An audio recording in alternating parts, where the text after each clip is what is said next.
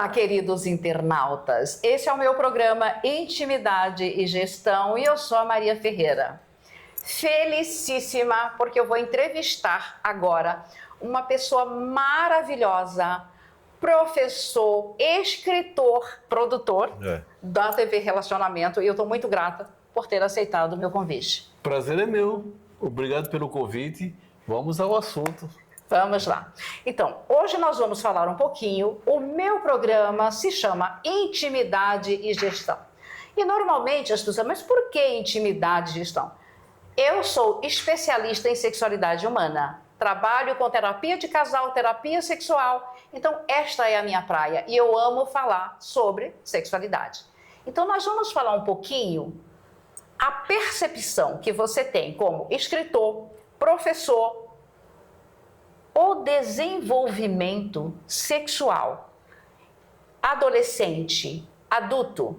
Você consegue perceber na prática se esses jovens ou alguns adultos apresentam alguma dificuldade em relação à sexualidade quando a temática é abordada?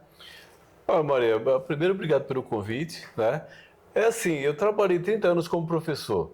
Eu acompanhei muita gente, até umas perguntas íntimas que eles faziam a respeito do assunto, porque para eles tudo é novidade, né? Sim. Mas assim, eles têm muita ansiedade por esse assunto, inclusive interpelavam o professor de biologia, a professora também, sobre o assunto. Mas assim, o que eu pude ver é que havia um certo descontrole com relação à situação deles, né?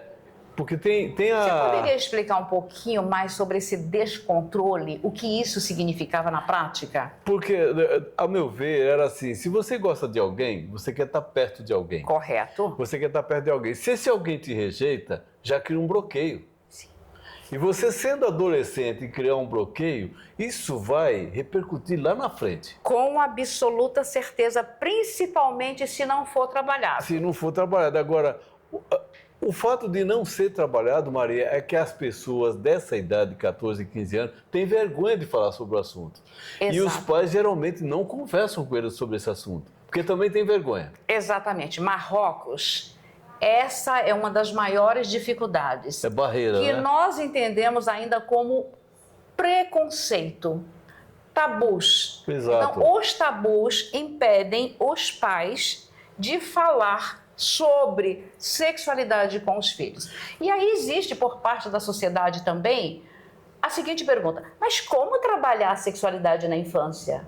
Sim! Mas é uma matéria que eu defendo ter no currículo escolar. Exatamente. Psicólogo acompanhando assim, o desenvolvimento, assim, para falar sobre o assunto, e inclusive palestra para os pais também. Exato. Porque se os pais tivessem esse conhecimento desse tipo de assunto, jamais eles deixariam de conversar com os filhos. Exatamente. Por uma questão óbvia. Imagine famílias que os pais, né, em nenhum momento trabalhou, ou seja, não houve educação sexual. E o que é educação sexual? É você ter a oportunidade de expressar. Mas quando se fala de educação sexual, vem um monte de paranoia na cabeça das pessoas. E os tabus também que aparecem, que as pessoas falam, não, esse assunto aí não é comigo. Exatamente. Você é o pai, você é a mãe, Exatamente. como que não é com você? Então você tem uma criança que está num processo de desenvolvimento. A evolução dele. E Exatamente. Os hormônios estão ali explodindo, né, para todo lado. Exato, mas a gente vai pegar uma faixa etária muito precoce. Criança de 2 anos, trabalhando desfraude. A criança está lá brincando com o pezinho, chupando o dedinho, ela descobre que tem um órgão. Ela toca. Ela descobre que aquela região dá um certo prazer. Essa criança, ela não será congelada no freezer, viu, gente? Ela vai se desenvolver. Exato. Chega um momento que essa criança, ela vai fazer controle de esfíncter. O que é isso? Ou a criança vai para o piniquinho, ou ela vai para os vasinhos, que a gente tem os vasinhos minúsculos para as crianças. Quando essa criança, ela está com outras crianças ali. Então, a criança, ela começa a perceber que existe algumas atividades que ela está ali junto com o grupo, porque são crianças de berçário, crianças de mini-grupo. Quando essa criança começa a perceber que ela tem um corpo, esse corpo tem excretas, fezes, precisa se limpar. Se você não orienta a tua criança, não vai trabalhando com ela, que chega um momento que ela vai se cuidar, ela vai para aula de natação, ela vai para o judô, ela vai para o patins, e ela vai lá no banheiro, ela faz as necessidades dela, e ela não sabe se limpar. Exato. Quem vai limpar?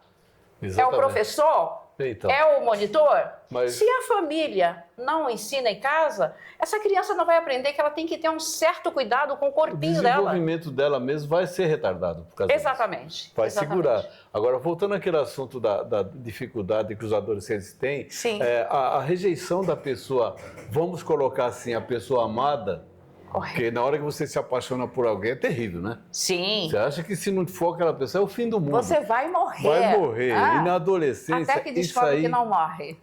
Descobre que não morre. Quando descobre que não morre, já passou por muita coisa, muita raiva e tal. Exato. Então, esse trabalho com o pessoal, que inclusive falava assim, eu recebi muitas comunicações assim, íntimas de alunas. E rapaziada, professor, o que eu faço? Aquela menina tal, isso aqui. Ô, professor, aquele garoto lá, ele não olha para mim e tal, isso aqui e tal.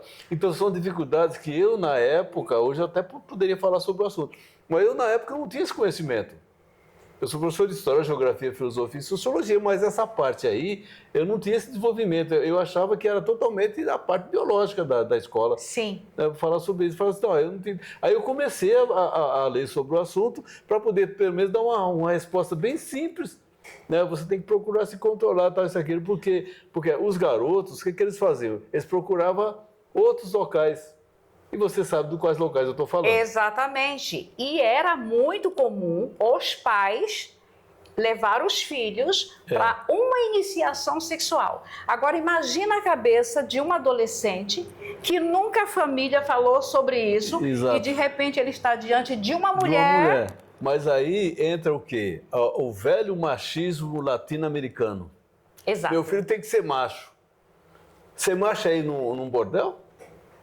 Eu tenho uma história muito interessante para te contar. Eu trabalhei com IST/AIDS por muito tempo na minha vida. Sim. E quando tinha um diagnóstico de HIV para entregar, porque naquela época, infelizmente, eram muitos diagnósticos que a gente tinha que dar. Então, a gente ia com toda a habilidade, sabe, seu Francisco, o senhor vai ter que cuidar, cercando porque, daqui, cercando dali. Com cuidado. O senhor adquiriu uma HIV, precisa cuidar. Doutora, mas macho que é macho, pega sim, pega a gonorreia, pega a sífilis, pega cancro mole, cancro duro. Olha só a desinformação. Exatamente o que você está colocando. Exato. Exatamente isso. Agora você coloca isso na cabeça de um garoto de 15, 16 anos. Né? E o pai que chega e fala assim, não, você tem... Não, vai lá, a gente depois dá um jeito. Como dá um jeito? Ou seja, o que isto promove na cabeça de um jovem, pegando a questão que você estava trazendo antes, as primeiras experiências, exatamente, os primeiros amores platônicos. Exato. O garoto só olhou, ela já falou, nossa, ele gostou de mim. E vice-versa. Né? E vice-versa. Então, e aí não acontece. E aí eu quero dizer para você a importância desse olhar que você teve de professor. Isso se chama sensibilidade. Exatamente, eu tive que trabalhar isso. É você ter uma escuta para acolher. Porque esse indivíduo, se ele não tem um acolhimento, claro vai se perder. Que parte da vida dele já vai ficar lá, aquela marquinha, que a gente chama de sequela. Aquela sequela vai acompanhar ele. Exatamente. Vai acompanhar. Exatamente. Então, muitas vezes, a sociedade pensa assim, nossa, porque os adolescentes...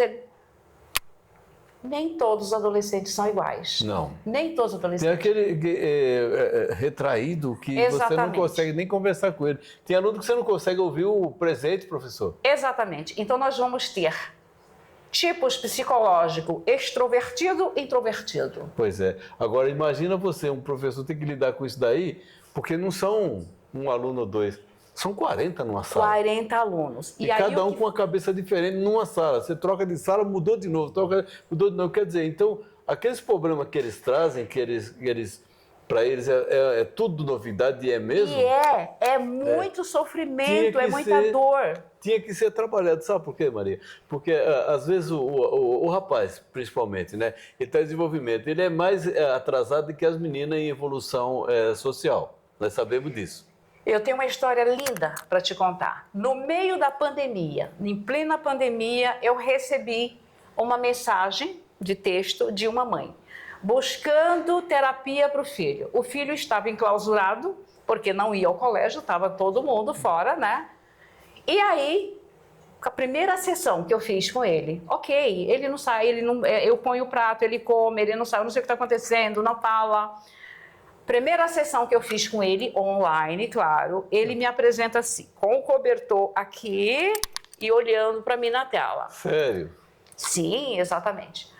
À medida que eu fui, logicamente, com todas as minhas habilidades de psicóloga, é claro, eu fui conseguindo saber o nome dessa pessoa, quantos anos ele tinha, ele estava com 16, entrando para os 17. Processo lento. Totalmente perdido. O que você vai fazer? Não sei.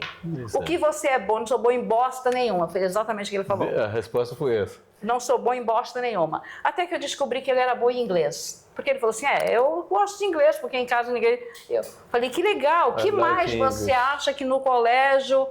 eu gosto de física. Falei, putz, que bom que você gosta de alguma coisa. Já evoluiu. Mas aí... Nunca tinha namorado, nunca tinha beijado, nunca tinha sabido de nada.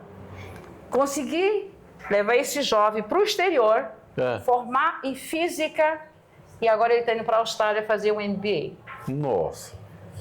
E arrumou namorado porque eu fui trabalhando e dando suporte até que ele teve a primeira transa dele. Exatamente. Agora, veja bem, se ele não fosse trabalhado, o que acontecia? Acontecia o que acontece com a maioria de jovens. Exato. Vai para a bebida, vai para a droga e o problema sexual agrava. Quando ele chegar nos 40, 50 anos, o problema já está instalado. E aí, Marrocos, eu quero chamar a atenção para uma situação que a gente está vivendo com uma certa constância. Há um pouco tempo atrás, eu falei aqui no programa sobre aquele estupro coletivo no Rio de Janeiro. Sim. Com aquela jovem. Sim. O que nós estamos vivenciando de novo? 2 crianças, uma de 7 e uma de 10, estupro coletivo de outros adolescentes. E aí você vai ver os comentários, lincha, mata, pena de morte. E a gente está falando exatamente o que aconteceu na vida pregressa desse indivíduo. Exato. Como ele elaborou? O que é sexualidade para ele? Pois Quais foram os limites? Como a sociedade, como a família trabalhou? Não foi. E ficou lá, vai lá. Então, na sociedade, nós criamos alguns monstrinhos mesmo. Criamos. Isso Só é que fato. a escola, se ela não for bem trabalhada, ela vira depósito de criança. Exatamente. Então, o depósito de criança, ele tem aquela cultura ali, que a gente não passa educação, a gente passa cultura.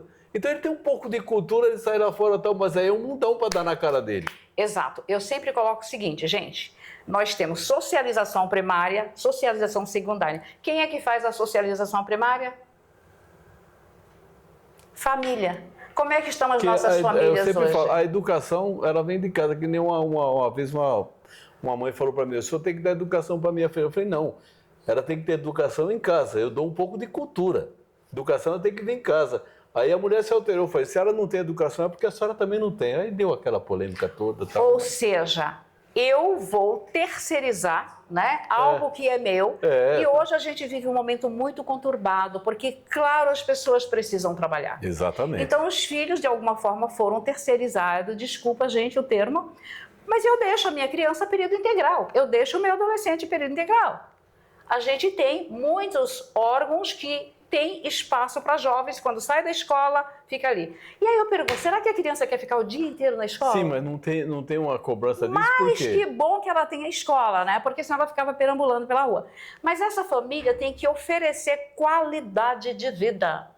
Qualidade. Esses pais chegam e tem que falar, olha, você existe. Venha cá, como é que foi o teu dia de hoje? Olha essa mochila. O que acontece? Mas de qual pai você está falando? Aquele que chega cansado do serviço e a mãe também vai fazer a janta e dormir porque amanhã tem que ir de novo? Ou seja, mas são esses pais que têm que adquirir consciência. Então, agora é um trabalho de conscientização da sociedade, já não estás falando mais de individualidade. Exatamente, é um trabalho coletivo, não existe um ser único, nós estamos falando da coletividade, de promoção, de desenvolver, de criar possibilidades, para que nós não tenhamos matérias como essas que a gente está vendo no dia a dia. É uma questão de trabalho, E eu desenvolver quero esse te trabalho. agradecer que o nosso tempo acabou. Eu ficaria a tarde inteira com você aqui. Bom, obrigado pela oportunidade, obrigado pela entrevista. Nós vamos voltar nessa temática. Amém.